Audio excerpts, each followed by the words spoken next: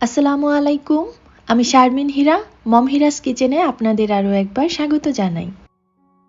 প্রতিদিন ওই মাছের ঝোল আর ভাজা মাছ খেতে খেতে আমরা যখন বিরক্ত হয়ে যাই, আমাদের কিন্তু খুব ইচ্ছে করে একটু ভিন্ন স্বাদের মজাদার একটা মাছের রেসিপি পেতে। আজকের ভিডিওটা অমনি, আশা করছি আপনাদের কাছে ভালো লাগবে।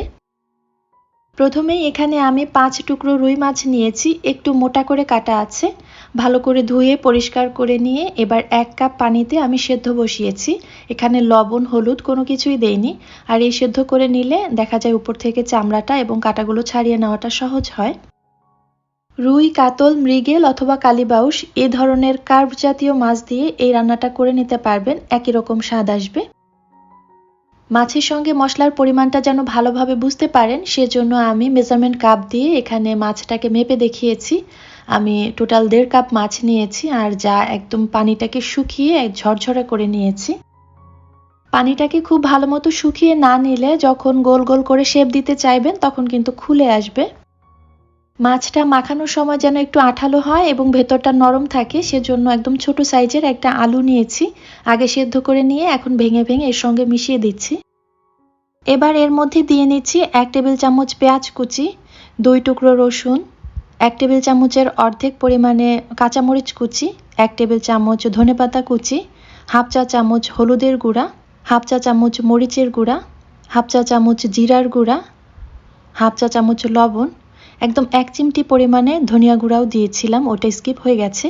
এখন সমস্ত উপকরণগুলোকে আমি ভালোভাবে মাখিয়ে নেব, সেজন্য আমি ব্লেন্ডার জারে ব্লেন্ড করে নিয়েছি। আপনারা চাইলে পাটায় পিষে নিতে পারেন অথবা রসুনটাকে বেটে তারপর পুরো উপকরণগুলোকে হাত দিয়ে মেখেও নিতে পারেন, যার যেমন ভালো লাগে সেভাবে করে নিতে পারেন।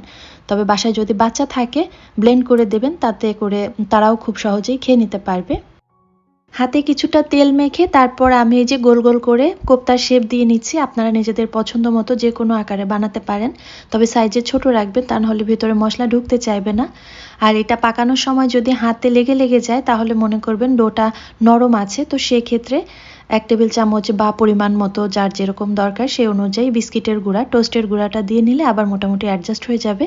তবে এখানে ময়দা বা আটাটা কোনোভাবেই ব্যবহার করবেন না, এতে করে খেতে ভালো লাগে না। আর এই যে আমি একদম ডুবো তেলে খুব কম আঁচে কোপ্তাগুলো ভেজে নিচ্ছি।